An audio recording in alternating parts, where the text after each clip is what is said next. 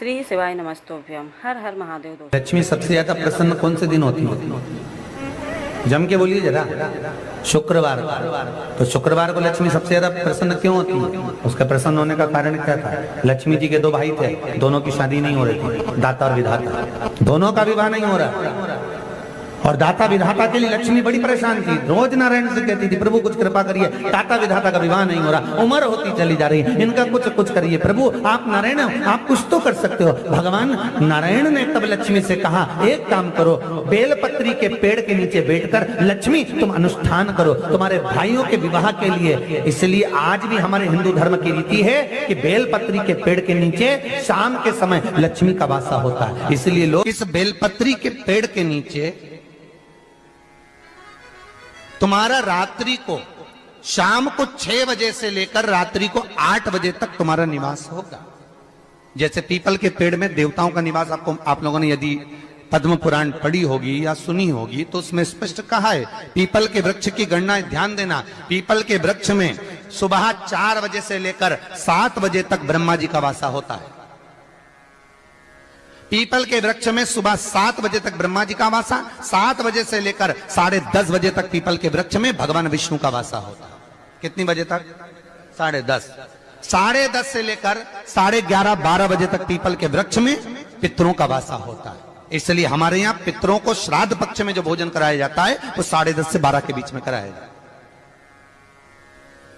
12 बजे के बाद पीपल के वृक्ष में दोपहर के 1:30 बजे तक आहूतों का वासा रहता है। आहूत कौन? जो गर्भ में शांत हो गए, जो कुंवारी अवस्था में शांत हो गए, जो जन्म लेने के बाद उनका विवाह नहीं हुआ और शांत हो गए, उन आहूतों का वासा उस पीपल के वृक्ष में दोपहर में 1:30 बजे तक रहता है। उसके बाद में प्रेतों का वासा चालू होता है। इसलिए दोपहर के समय पीपल के पेड़ की परिक्रमा नहीं होती। फिर शाम को 4 बजे से 7 बजे तक पीपल के वृक्ष में शंकर जी का वासा होता है। इसलिए शाम के समय पीपल की परिक्रमा नहीं होती। 7 बजे के बाद में पीपल के वृक्ष में रात्रि को 9 बजे तक कुबेर का वासा होता है। फिर 9 बजे के बाद में प्रेतवास चालू होता है पीपल के वृक्ष में। उसी तरह बेलपत्री का जो वृक्ष है, उस बेलपत्री के वृक्ष के नीचे रात्रि को 8 बजे से लेकर 12 बजे तक बेलपत्री के पेड़ के नीचे कुबेर का निवास होता है। महाराज, कुबेर का निवास। प्रयास करा करो इसी बेलपत्री के पेड़ के नीचे हम दीप लगाएं, घी का दीप। यदि संपदा की कमी हो तो, अगर भगवान ने खूब संपदा दी है तो भले मत लगाओ, कोई दिक्कत। महामृत्युंजय मंत्र का यदि आप जाप करते हो और आपको मालूम पड़ गया कि शरीर में मुझे ये रोग हो गया है, मुझे शुगर हो गया है, मुझे बीपी हो गया है, मेरा ब्लड प्रेशर ऊंचा नीचा रह रहा है, कोई भयंकर रोग, मेरे रिश्तेदार को कोई कैंसर जैसा रोग हो गया, किसी को कोई थायराइड हो गया, किसी को कोई किडनी और लीवर में सूजन हो गई, किसी को कहीं किडनी और लीवर में तकलीफ हो गई, तो शिव महापुराण की कथा कहती है, नवग्रह शिव महापुराण की कथा कहती है कि बेलपत्री के वृक्ष के नीचे महामृत्युंजय मंत्र का जाप जो शुक्रवार की शुक्रवार घी का दिया लगा कर करता है, उसके रोग बाबा देवाधिदेव महादेव समाप्त करते चले जाते हैं। ये संजीवनी मंत्र शुक्रवार के दिन भगवान शंकर को शुक्र को दिया था, इसलिए उसकी प्रधानता है।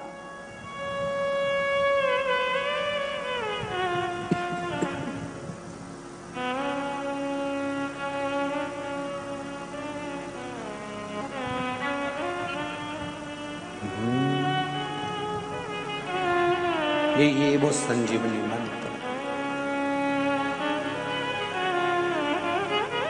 शुक्रवार के दिन बेलपत्री के वृक्ष के नीचे बैठकर घृत का दिया लगाकर शरीर में जो रोग है उसका स्मरण कर कर शंकर जी से विनय कर कर, हे भोलेनाथ, आपने शुक्र देवता को संजीवनी मंत्र दिया है, तो क्या आप मेरे को वो मंत्र प्रदान नहीं करोगे?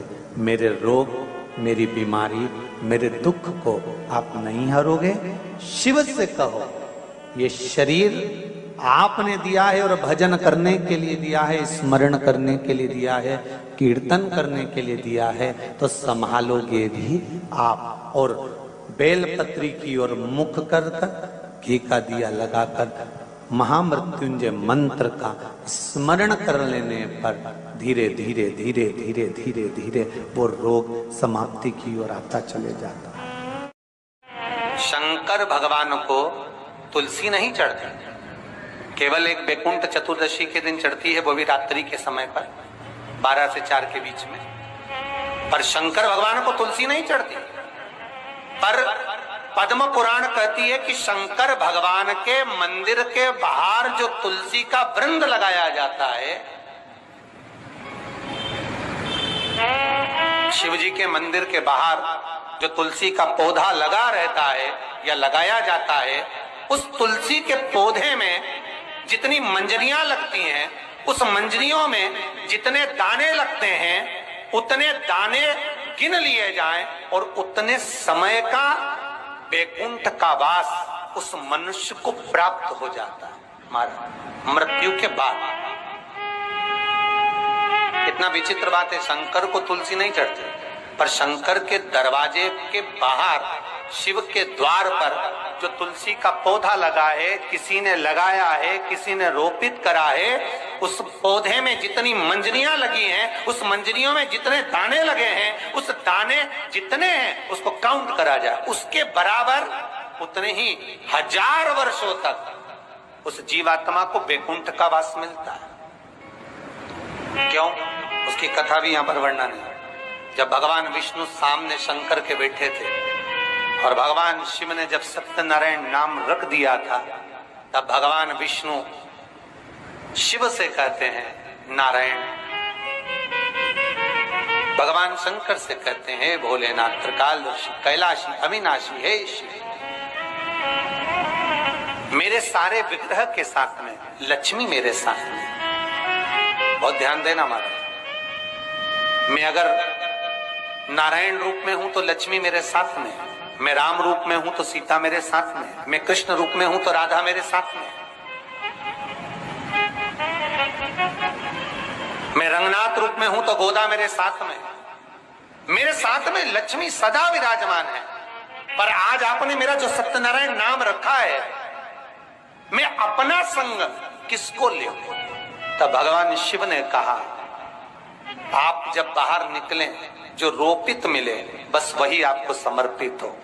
तुलसी का पौधा रोपित था, उस तुलसी के दल को भगवान नारायण ने अपना संग बनाया। और बहुत ध्यान देना, सत्यनारायण की कथा हो, चाहे भागवत की कथा हो, चाहे विष्णु पुराण की कथा हो, इन सभी कथाओं में सबसे ज्यादा प्रसाद की महत्वता नहीं है जितनी तुलसी के दल की महत्वता है।